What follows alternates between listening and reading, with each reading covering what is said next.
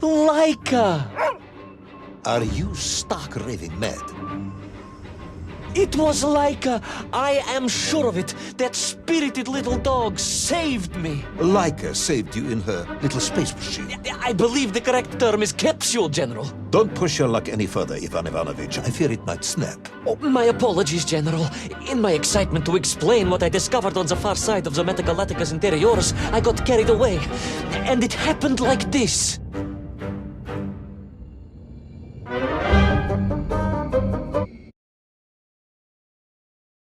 A rocky moon. At the center of the earth. The source of all creation, General. A place where time flowed like rivers, and boulders of raw matter rained like comets upon the cratered rock. Another miraculous escape from death. Another happy accident. It was no accident, General. Laika took me there entirely deliberately. I'm sure of that. She continues to be a heroine and a savior and protector of our great nation.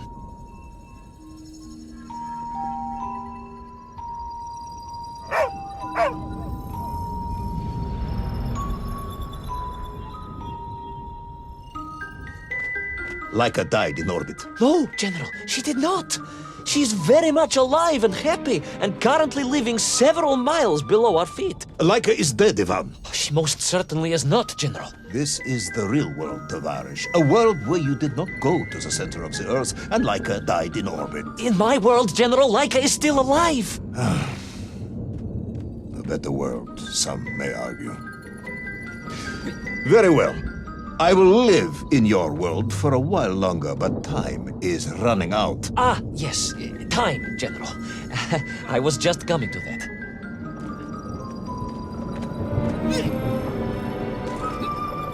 There in the distance it stood, enveloped in a mighty time storm. The world clock, General. The beating heart of all history.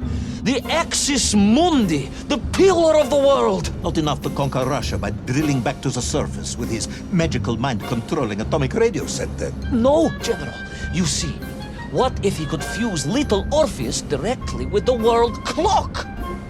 Then his message would radiate with every tick and every tock. He would not simply be the Tsar. He would be the Tsar of all time, the eternal tyrant. The literal incarnation of everything our glorious revolution stood to overthrow.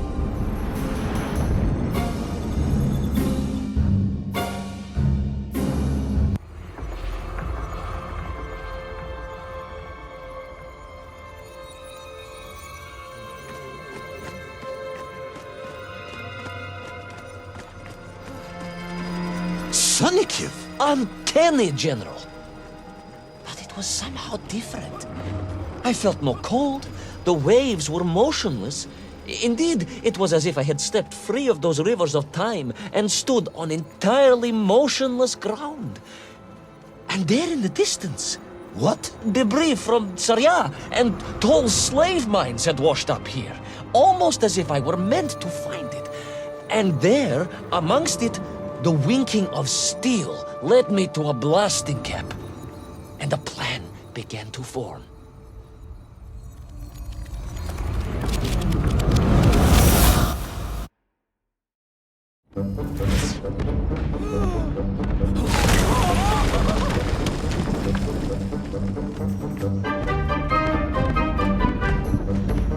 The terrain was ferocious.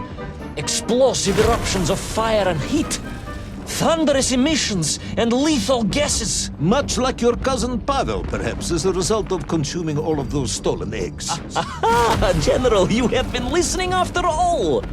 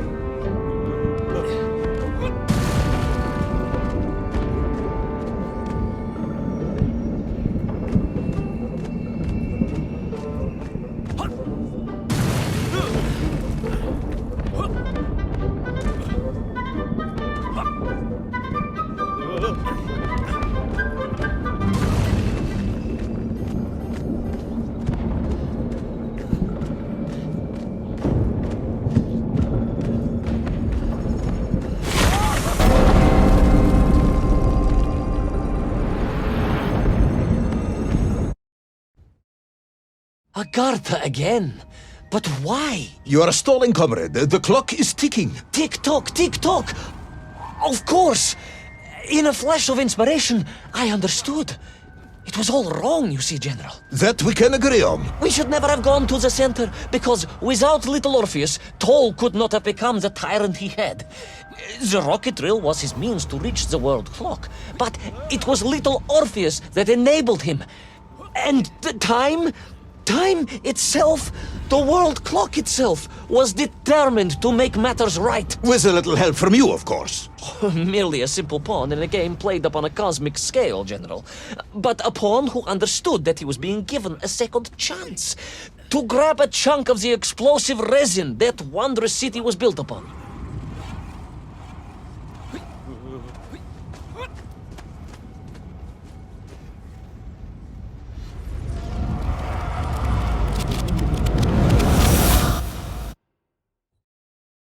And I was back.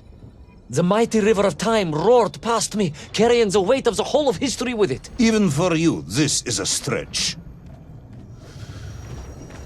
Our time is almost up. I have to submit my report within the hour. Time, General. Time was nearly up indeed. That ancient and magical river that carried me along was surely moving inevitably towards some kind of end.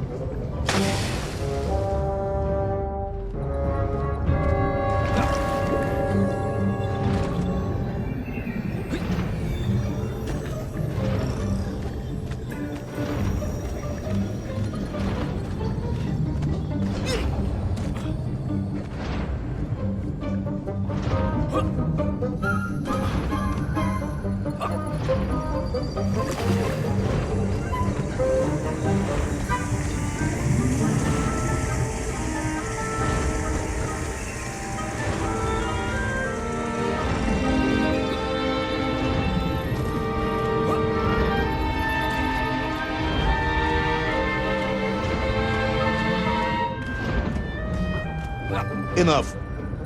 No more Privalov. No more stories. No more lost worlds and space dogs. I'm full of it. It is nearly midnight, and you have not given me the adequate enough. No more Privalov. No more stories. No more lost worlds and space dogs. I'm full of it. It is nearly midnight, and you have not given me the adequate explanation for the whereabouts of little Orpheus and the atomic bomb. But, General, I am about to tell you what happened when I finally caught up with the villain Toll. I do not care, Tavarish. I simply do not care. You have worn me down, and it is time to call a halt to this. I bear you no malice, comrade. In many ways, I admire you, but time is running out. Yes, General, yes. Time. Because it was time itself that suddenly appeared to be on my side.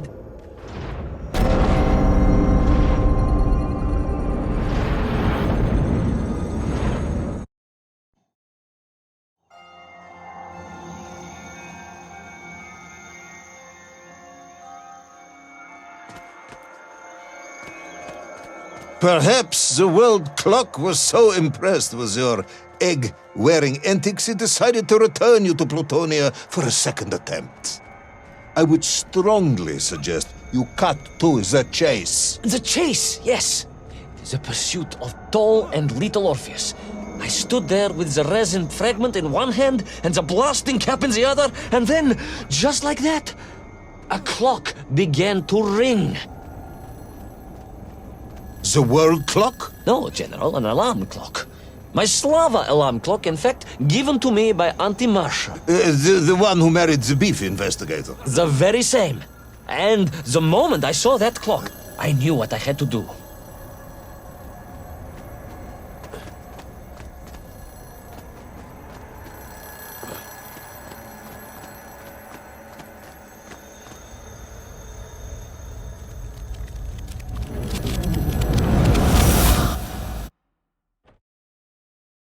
Yes, I'm waiting. bomb, General. A bomb to destroy a bomb. So, you decided to build a bomb, eh? A bomb to destroy little Orpheus. It was a simple plan, really, General. Yes, you are very fond of your simple plans.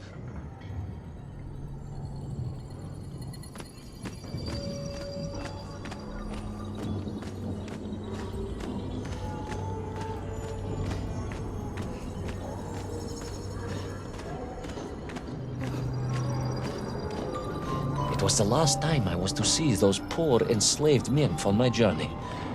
As they scurried in agitation around the base of the rocket drill, now a dreadful weapon of war in the hands of a madman, I was reminded of my mother. Your mother looked like a nymph? That is extremely disrespectful, comrade. No, I meant I was raised by my mother from an early age, of course. My childhood memories of my father were all too brief. You are rambling, Comrade Privalov. Time is running out. Dieni Rezinovi.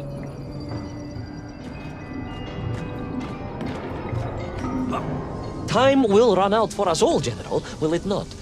And it ran out for my father on the shores of Volga. Your father fought at Stalingrad? He did, General. So did I. Well, so you see, General. Perhaps we are just the same, you and I. Perhaps we are all just Menkf in the end.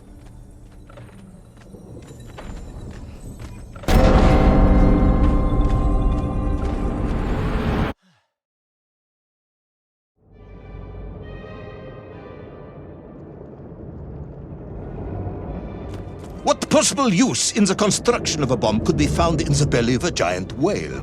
Were you perhaps planning on using a worm as a fuse?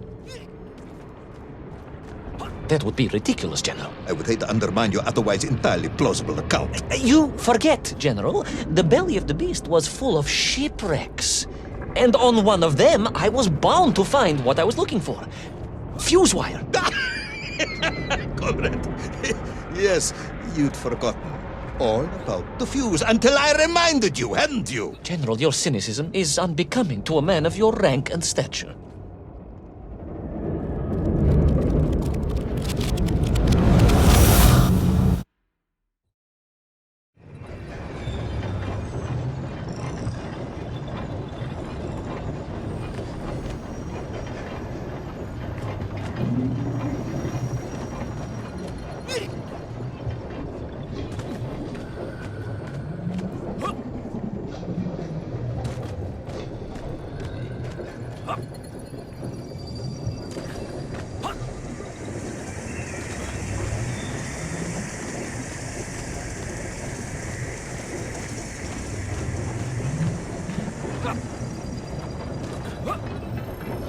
The clock was now ticking, General. Literally. I was surrounded by time, immersed in it, floating along a river of it on a raft made of history, seeking the next moment of opportunity to hurtle backwards amongst those lost worlds. I am a patient man, Tavarish. I lost 3 toes in the winter outside Sharkovskaya in 42. A drunken dentist removed 2 frostbitten toes and 1 perfectly healthy one. You may therefore consider me a man blessed with an uncommon level of endurance for discomfort. I hate visiting the dentist. My Uncle Vanya was a dentist.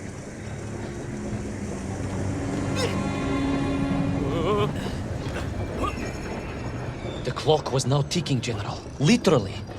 I was surrounded by time, immersed in it, floating along a river of it on a raft made of history, seeking the next moment of opportunity to hurtle backwards amongst those lost worlds. I am a patient man, Tavarish. I lost 3 toes in the winter outside Sharkovskaya in 42. A drunken dentist removed 2 frostbitten toes and 1 perfectly healthy one. You may therefore consider me a man blessed with an uncommon level of endurance for discomfort. I hate visiting the dentist. My Uncle Vanya was a dentist, and he was a deeply strange man, notwithstanding the love he felt for his pigs. Is what? He was a pig dentist, General. He always claimed that the human mouth presented an insufficient challenge. Let me challenge you, comrade. You will tell me what happened to little Orpheus. My patience is exhausted. I am done. But we are nearly there, General. The world clock was shortly to strike again and transport me... Well, who could guess where?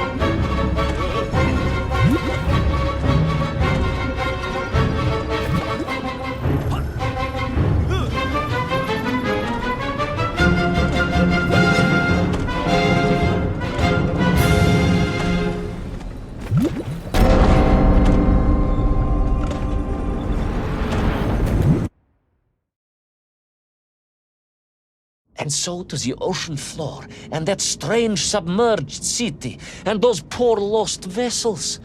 To find a shell case to hold all of my scavenged ingredients, the last piece I needed to construct my bomb. Ah, yes, I have been waiting for this. General? I'm Ivan Ivanovich. Whilst you have rambled on and on about it, I have simply bided mine. I am a patient man, as I have said. Yes, I don't feel I paid enough attention to the story about your toes. Do you have specially made shoes? Enough!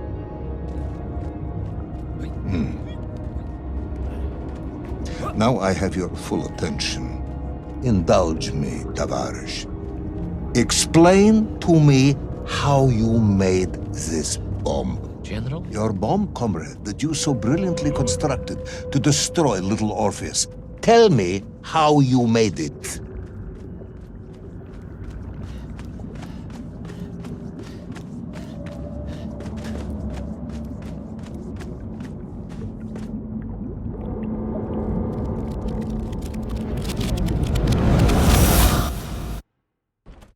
Well, In detail.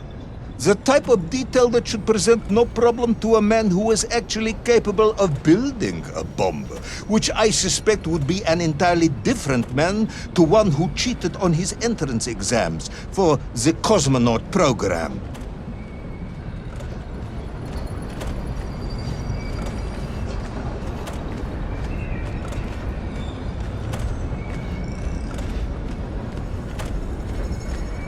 You are uncharacteristically silent, comrade. Cat, got your tongue? if I may, General, perhaps just a minute or two to gather my thoughts? There are precious few minutes left. We have reached our conclusion, I think.